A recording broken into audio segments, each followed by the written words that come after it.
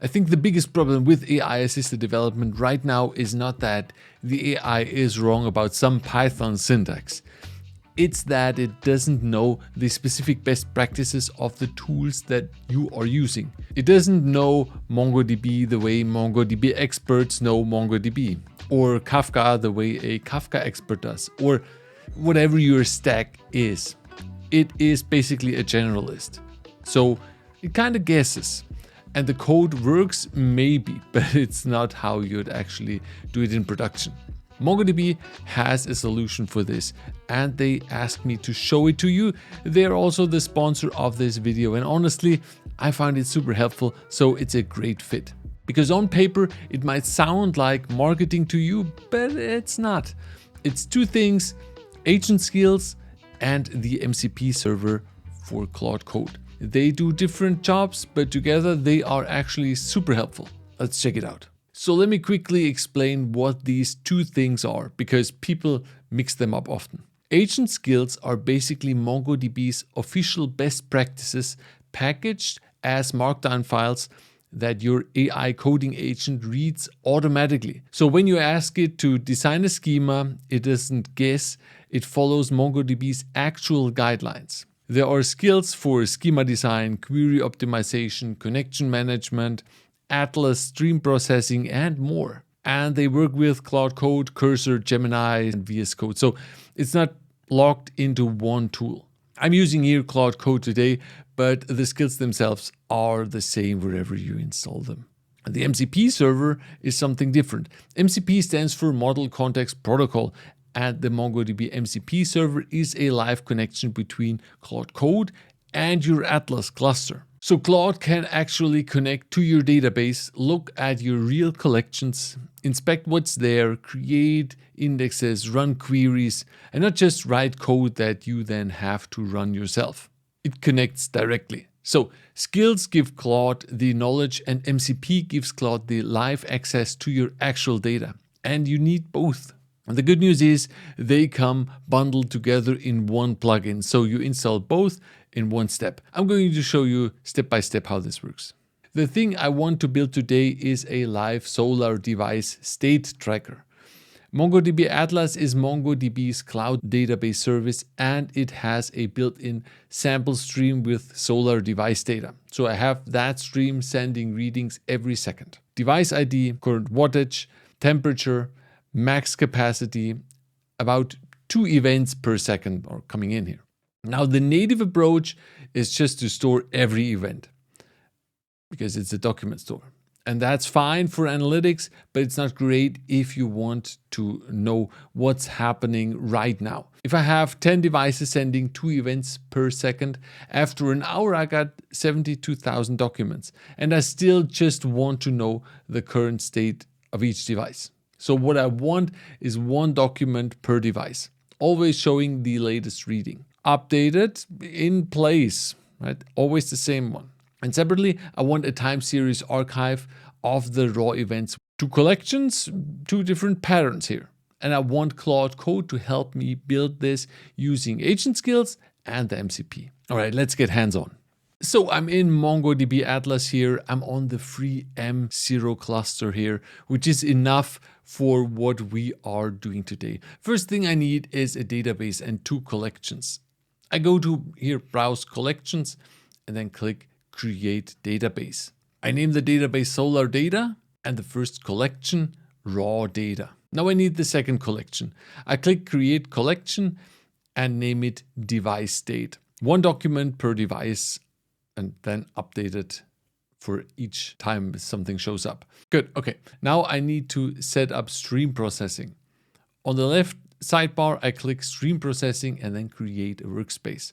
I choose here SP2, which is the cheapest tier at 6 cents per hour, and creating the workspace itself is free here.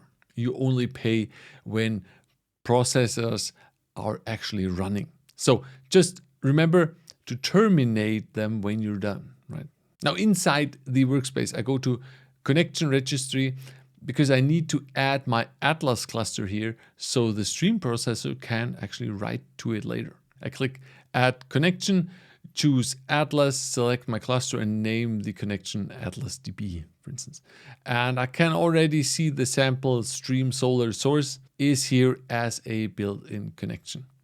That's the live Solr data stream we're going to use. Now, before I go to Claude Code, I want to get the raw data flowing first so I can actually see what's coming in. I click Create Stream Processor.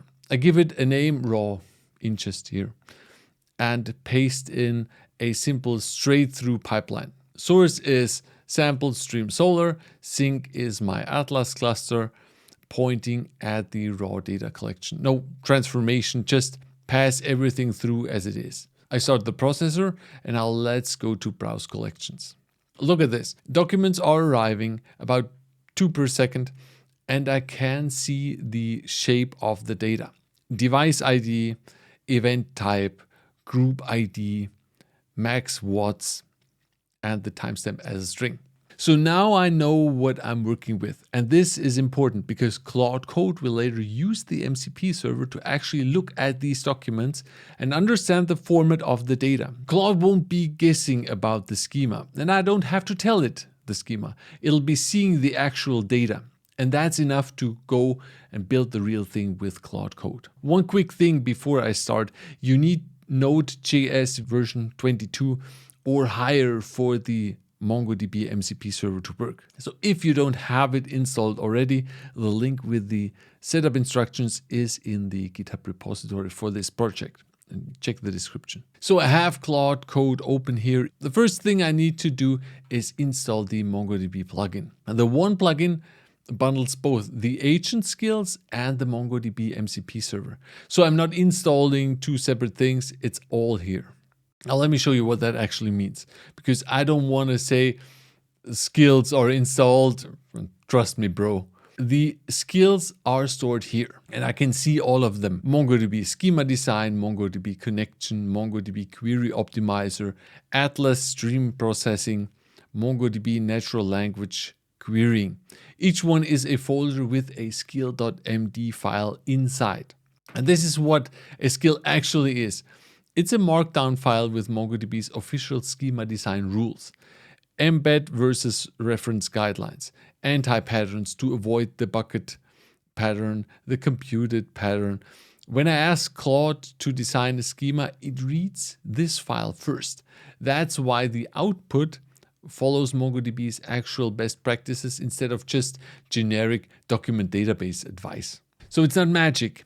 It's structured expertise that gets loaded into context exactly when it needs it. I think that's actually a really smart way to do this. Basically have an expert at your side. Now the MCP server came with the plugin, but it doesn't know my database yet. I need to give it my connection string.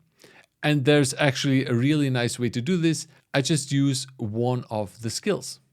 I type MongoDB MCP setup and watch this here. It's a skill that walks me through configuring the MCP server. It asks me how I want to connect. I pick the string, I choose read-write access because I want Claude to be able to create indexes and write data. And then it guides me to add my connection string. For the connection string itself, I go back to Atlas, click connect on my cluster, choose the drivers and copy it from there. It looks like this here, MongoDB plus SRV with my username and my password. The setup adds this to my shell profile as an environment variable, so Claude Code picks it up automatically. Think about this for a second. I used a MongoDB skill to set up the MongoDB MCP server. The skill configured the tooling for me, and that's kind of cool. Now, one important thing. That environment variable has to be set before Claude Code starts. So I fully quit Claude Code and reopen it so it picks up the connection. Now I have everything. The skills for the knowledge and the MCP server connected to my live cluster, both from that one plugin. So let's use them. Now here's where it gets really interesting. I type MongoDB schema design to activate the skill and then I give Claude this prompt. I want to maintain a live state document in the Solr data database, one document per device ID that gets upserted with the latest reading from a Solr device stream. Look at the raw data collection in Solr data to understand the actual field shape coming in. Then design the device state document schema with these requirements. One document per device ID, upserted on every event. Add an efficiency PCT field calculated from watts divided by max watts, and an update count field that increments on every upsert, and then track when each device was last seen. Tell me which indexes I need and why. The key part is look at the raw data collection. So I'm not describing the fields here. I'm telling Claude to go look at my actual data through MCP. And watch what happens here. Claude connects to my Atlas cluster, runs a query on raw data and inspects the actual documents. It sees that group ID is a number, not a string. It sees the nested OBS object with watts and temp. And it notices that obs.watts can be 0, which happens at night when there's no sunlight, right? And that's the MCP doing the work for me. Again, Claude is not guessing here. It's looking at my real data. And then the schema design skill kicks in and it produces this here. ID is the device ID, no separate field needed. That's free indexing here. Efficiency PCT is calculated from watts divided by watts times 100. Update count increments last seen is a proper ISO date. I mean, that is super good. And on top of that, it also tells me about indexes. It suggests here 4 indexes, but tells me to start with just the group ID index. So here, that is real MongoDB advice, not generic database advice. That is the skill working. So I asked Claude to create the group ID index on the device state. It uses the MCP to execute this directly on my Atlas cluster. Done. The index is live. Now let's build the full stream processing pipeline. I type here Atlas Stream Processing to activate that skill, and I ask Claude to write the pipeline. It produced the full pipeline, source from sample stream Solr, then a $set stage that reshapes the document, sets ID to device ID, calculates efficiency here, PCT, and converts the timestamp using toDate.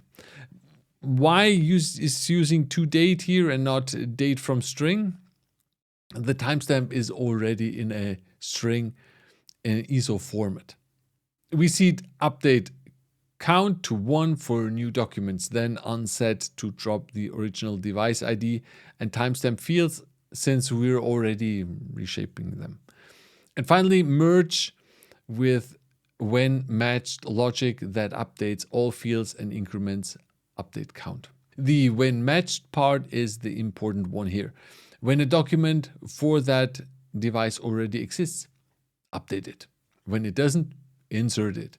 That is the upsert pattern, and that's why we have one document per device instead of a growing collection. And that is exactly the point I was making at the beginning. I didn't have to tell Claude how Atlas stream processing pipelines are structured. I didn't have to explain the merge syntax on the whenMatched pattern. It already knows because the Atlas stream processing skill loaded that knowledge into its context before it wrote a single line. That's what Agent Skills actually do in practice. So I take the JSON, paste it into the Atlas Stream Processor, replace the connection name with AtlasDB, and then start it. And by the way, if it made a mistake or the processor throws an error, just take that error, put it into Claude, and ask Claude to fix it. It'll use the skill to figure out what's wrong and fix it. Now let's look at the device state. Documents are appearing here, 1 per device. And if I wait a few seconds and refresh, the update count is going up. Here, efficiency, PCT is calculated, last seen is updating. The document count stays the same, just 10 devices while values keep changing in here. So refresh this a bunch of time and you will see that. Compare that to the raw data. right? Raw data is growing every second, new documents. Now I want to quickly show you a cool feature of the MCP server. The data is live and I can just ask Claude anything in plain English. So let's do that. Let's ask which solar device has the highest efficiency right now. It didn't ask me here for a connection string. It didn't write Python. It ran an aggregation against my live Atlas cluster through the MCP server. And it gave me a real answer with the actual device name and the actual efficiency number here. I think that's awesome. Let me try another one. Which devices are running below 20% efficiency? All right, here. And another, which device hasn't sent a reading in the last 2 minutes? That one here is super helpful for you detecting offline or broken devices. And if I ask Claude to show me the query it ran, I can see the actual MongoDB aggregation pipeline it generated. That's the natural language querying skill, turning plain English into proper MongoDB queries. All right, let's wrap up. What have we done here? We installed one plugin in Claude Code that bundled two things: the Agent Skills, which gave Claude MongoDB expertise, and the MCP server, which gave Claude a live connection to our Atlas cluster. Together, those two things let us do something that I think is really, really useful. Claude inspected our real data, designed a proper schema following MongoDB's own best practices. It built the upsert pipeline, created the indexes on the live data cluster, and then answered live questions about our data in plain English. Is this going to be perfect? Of course not. You know LLMs are making mistakes here and there. But if you know the basics and you know what you want to build, you'll get a working streaming pipeline with proper schema design. And that is honestly pretty impressive. This video again is sponsored by MongoDB. The link to install the Agent Skills and the MCP server for Claude is in the description, as well as everything I typed in here, the queries and the configuration. It also works with Cursor, Gemini, and VS Code if you're not on Claude Code. If you're building something with MongoDB and Claude Code, drop it in the comments. I'm curious what you're building. And then see you in the next video.